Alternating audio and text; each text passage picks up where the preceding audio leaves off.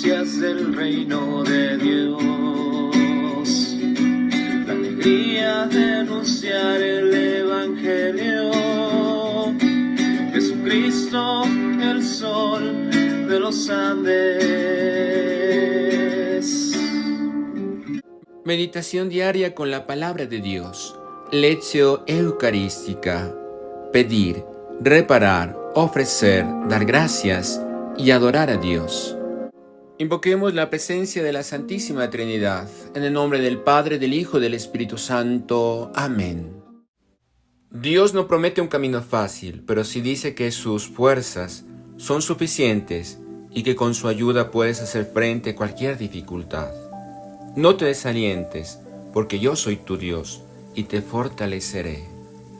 Primera lectura del segundo libro de Samuel. En aquellos días el rey ordenó a Joab y a los jefes del ejército que estaban con él, y por todas las tribus de Israel, desde Dan hasta Beerseba, hacer el censo de la población, para que yo sepa cuánta gente tengo. Joab entregó al rey los resultados del censo. En Israel había 800,000 hombres aptos para el servicio militar, y en Judá 500,000. Pero después de haber hecho el censo del pueblo, a David le remordió la conciencia y dijo al Señor: he cometido un grave error. Ahora, Señor, perdona la culpa de tu siervo, porque he hecho una locura. Antes que David se levantase por la mañana, el profeta Gad, vidente de David, recibió la palabra del Señor. Vete a decir a David: así dice el Señor, te propongo 3 castigos, elige uno y yo lo ejecutaré. Gad se presentó a David y le notificó: ¿qué castigo escoges? 3 años de hambre en tu territorio, 3 meses huyendo perseguido por tu enemigo, o 3 días de peste en tu territorio. ¿Qué le respondo al Señor que me ha enviado?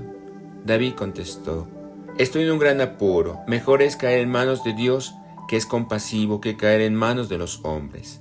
El Señor mandó entonces la peste a Israel, desde la mañana hasta el tiempo señalado, y desde Dan hasta Beerseba murieron 70,000 hombres del pueblo.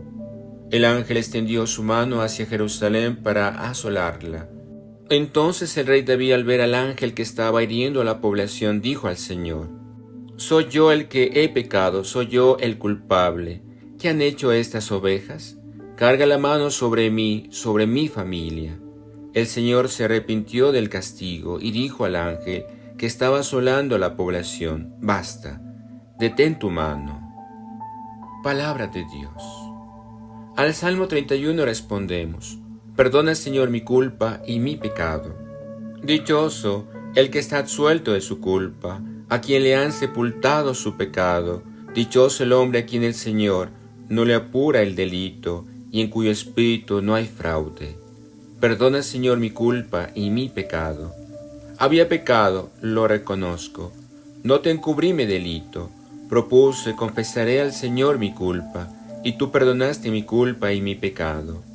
Perdona, Señor, mi culpa y mi pecado. Por eso, que todo fiel te suplique, en el momento de la desgracia, la crecida de las aguas caudalosas no lo alcanzará. Perdona, Señor, mi culpa y mi pecado. Tú eres mi refugio, me librarás del peligro, me rodeas de cantos de liberación. Perdona, Señor, mi culpa y mi pecado. Proclamación del Santo Evangelio según San Marcos, capítulo 6, versículo 1 al 6. En aquel tiempo fue Jesús a su pueblo en compañía de sus discípulos. Cuando llegó el sábado, empezó a enseñar en la sinagoga. La multitud que lo oía se preguntaba asombrada: ¿de dónde saca todo eso?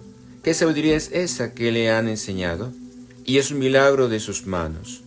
¿No es este el carpintero, el hijo de María, hermano de Santiago y José, y Judas, y Simón? ¿Y sus hermanas no viven con nosotros aquí? Y esto le resultaba escandaloso. Jesús les decía: no desprecian a un profeta más que en su tierra, entre sus parientes y en su casa. No pudo hacer allí ningún milagro, solo curó a algunos enfermos, imponiéndole las manos, y se extrañó de su falta de fe, y recorría los pueblos de alrededor enseñando. Palabra del Señor. Gloria a ti, Señor Jesús. ¿Qué tal, queridos hermanos? Recordemos siempre hacer todas nuestras obras por amor de Dios, o amor en Dei. Trabajemos por construir el reino de Dios, amando con el corazón de Jesús y sirviendo a nuestros hermanos con alegría, generosidad y sacrificio. Meditemos. Pongámonos en manos del Señor. La palabra del Señor nos presenta hoy un nuevo episodio de la vida de David, aquel joven pastor, el menor de los hijos de Yesé, elegido y preferido entre sus hermanos por el Señor para ser ungido rey de su pueblo. David, después de muchos avatares a lo largo de su vida, fue prosperando. El Señor lo bendijo, lo libró de sus enemigos y lo llenó de riquezas, poder, fuerza y sabiduría. Una vez más, Dios nos da una enseñanza a través de este personaje. El censo que mandó hacer el rey David para saber el número de los ciudadanos con los que podía contar y del que se arrepintió considerando una ofensa a Dios, porque reconoció que con esa acción pretendía justificar su fuerza y su poder, cuando en realidad toda su historia había sido guiada y sostenida por la mano del Señor. Este error de David fue un pecado de soberbia, orgullo y vanidad. Sintió remordimiento y se arrepintió pidiendo perdón al Señor. Al elegir uno de los 3 castigos que el profeta Gad le presentó, trató de elegir al que menos daño hiciera a su pueblo, pues sabiendo que la misericordia del Señor es eterna, se puso en sus manos. Al ver sufrir y morir a su pueblo, sintió un dolor fuerte que le hizo alzar la voz de nuevo, suplicando al Señor que lo castigase a él, y no a los inocentes. Dios acogió su intercesión, tuvo compasión y cesó la mortalidad. De aquí podemos concluir que todas nuestras acciones, aunque pensemos que son individuales, privadas, tienen en realidad una repercusión social, colectiva. El pecado daña a todos, así como la gracia, las buenas acciones que realizamos, la oración, la intercesión. Dios también las hace llegar a todos los hombres, desde siempre en el plano espiritual. Estamos interconectados. El misterio de la comunión de los santos sigue vivo y operante también en nuestros días. Perdona, Señor, mi culpa y mi pecado. Como respuesta a la primera lectura proclamamos varios versículos del Salmo 31, en el que el orante se dirige a Dios, reconociéndose pecador y pidiéndole perdón, confiando en su misericordia, con la certeza de que Él nos perdona si lo pedimos de corazón y con humildad. Dios conoce nuestro barro, nuestra debilidad. El ser humano es capaz de obrar el bien y el mal, y Dios respeta nuestra libertad, este don con que nos distinguió al crearnos a su imagen y semejanza. Él nos hizo y nos quiere libres, no marionetas ni robots programados, y lo más maravilloso, como buen Padre siempre está dispuesto a perdonarnos y a acogernos cada vez que caemos y se lo pedimos de todo corazón. El salmista experimenta la alegría y el gozo de saberse amado y perdonado por el Señor, y así lo reconoce. Confesaré al Señor mi culpa y mi pecado, y me rodeas de cantos de liberación. Dichoso el que está absuelto de su culpa, a quien le han sepultado sus pecados. No pudo hacer allí ningún milagro. En el pasaje del Evangelio de hoy, San Marcos nos narra brevemente la visita de Jesús que hizo a Nazaret en compañía de sus discípulos, habiéndole precedido la fama de predicador y taumaturgo, estando admirados de su sabiduría y enseñanzas. Sus paisanos se preguntan atónitos de dónde saca todo esto. ¿No es este el carpintero? ¿Qué sabiduría es esa que le ha sido dada? Lo conocemos desde niño, su familia vive con nosotros.